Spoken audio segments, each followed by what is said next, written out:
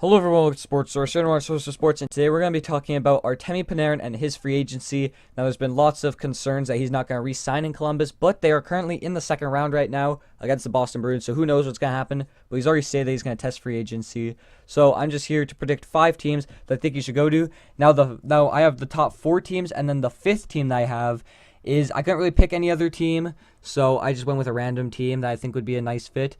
My factors in deciding this was city, market, and other Russians, because those seem to be big pull factors for Artemi Panarin to a NHL franchise. So I hope you like this video, and without further ado, My name is Adu. let's begin the video. So the first team I have is the St. Louis Blues. Now, this is probably the odd team out of this at number 5. And, you know, they're a central city. Artemi Panarin said how he wants to go to a big coastal city.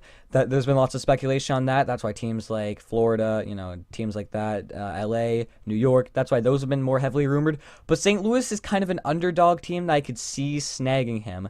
And it's really the only other one I have. Another honorable mention is the LA Kings, but they have lots of cap issues. They're pretty old, but they do need offense, and they have Ilya Kovalchuk, a Russian, and they're a big coastal city. So they're also an underdog team. But I'm going to go with the St. Louis Blues because they're a central city, so they'll probably have to pay a little bit more for him because it's not the geographical location that he wants. But he is really good friends with Tarasenko, and Tarasenko was trying to convince the GM of the St. Louis Blues to acquire Artemi Panarin before he even came to the NHL, because they're really good friends. Tarasenko, he knows that Panarin, or he knew that Panarin was so good, and he was trying to get him onto the team before he made the jump to the NHL. But Chicago did, you know the rest. But the St. Louis Blues are currently in the second round right now, just like the Columbus Blue Jackets. Now, they don't need another top 6 forward, but I think that would really push them over the top. Right now, they're already doing pretty good without one, but they have guys like Perron, Ryan O'Reilly, Tarasenko. They already have kind of lots of Russians. They have Babashev, they have Tarasenko, and also they're currently in the second round. The only problem with this acquisition of the St. Louis Blues would be cap. They don't have a lot of cap space at all. They have to re-sign Shen in a couple of years, Pietrangelo in a couple of years. They have some big contracts like Tarasenko, and the cap situation probably wouldn't work out, but I just thought it'd be an interesting scenario. So at number 5, we have the St. Louis Blues. Next up is the Florida Panthers. Now, this one is very interesting because this has been one of the more rumored ones. Obviously, it's a very nice city. It's hot. It's obviously a big city on the coast. Now, the problem is it's not a big hockey market, even though it is Florida. It's not a big hockey market, but we seen a couple years ago when Florida was actually doing really good and they made the playoffs that one year, that they had lots of fans. And that's kind of the same effect that's happening with Arizona and Carolina right now, where they're really, really small markets, but they're getting lots of fans because they're doing good. So maybe from a business standpoint, Florida maybe wants to spend that cap to get Panarin to pull in more fans. I think that would be a good business move. But they already have a pretty good offense, but Panarin would just make their offense that much better. They already have Hoffman, Huberdeau, Dadonov, Barkov, obviously, and some other guys. But I think that this would really just push their team over the top offensively. And also, Dadonov is Russian, which he's the only Russian on the team. I think that, Panarin obviously values another Russian on the team, and that's why he's good friends with Bobrovsky in real life. But they have lots of cap for Panarin, and there's also been rumors that Florida is trying to get Bobrovsky and Panarin, so that would just make this situation a lot better. I don't know how they would be able to sign Panarin and Bobrovsky, but just the idea of Panarin going to the Florida Panthers seems very enticing. At number 3, we have the New York Islanders. Now, they are a really big city, obviously New York, Brooklyn. The market is, it's like a medium-sized market. They need more offense after Tavares left, and I think that Panarin and Barzal would just be a perfect scoring duo. They already have Bailey and Lee and Nelson, all those more gritty players, but I think that Panarin and Barzal would work off each other so well just because they're both so offensively creative and offensively talented. Also, they need that top 6 winger. I already mentioned how they have other guys. Their offense was one of their weaker suits. Robin Lehner and other guys like that, or one of the big reasons that they went this far because of their defense. And also, they made it to the second round, but then they got swept by the Carolina Hurricanes.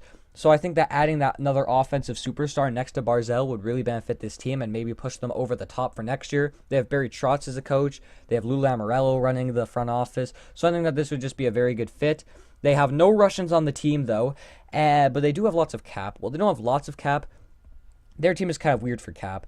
They're not really balanced. It's either they have really good contracts or really bad contracts. They have Leddy still on the books for a lot of money, Boychuk, and they also have to re-sign Robin Lehner. So I think that they should prioritize getting Robin Lehner And then I think that if they want to add a scoring threat next to Matthew Barzal, that Panarin would be the perfect option for them. At number 2 is the Columbus Blue Jackets. Nice, already on the Columbus Blue Jackets, there's been lots of rumors that he doesn't like the city of Columbus, and that's one of the reasons why he'll leave. I mean, the city of Columbus, they really want Panarin, and obviously, since they're in the second round right now, they really want Panarin, and they want to compete because we've seen that they can compete.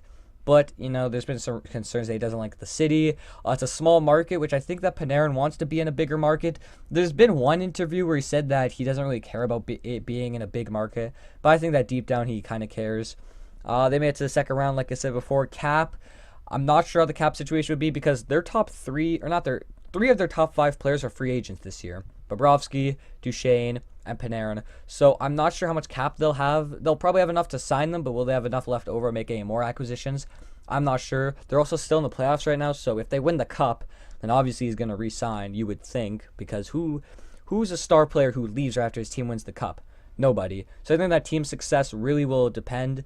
Right now they're in the second round, like I already said, as I'm recording this. So if the Boston Bruins beat them, then I could see him leaving more. But the further and further they go in the playoffs, the higher chance that he'll resign. He's friends with Bobrovsky, and Bobrovsky's already on the team. Another big issue with Panarin's this whole free agent thing is term.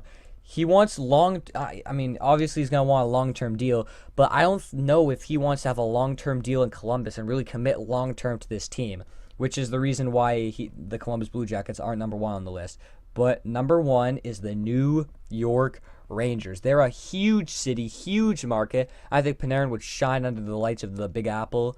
They have lots of Russians already on the team, which is very enticing to him.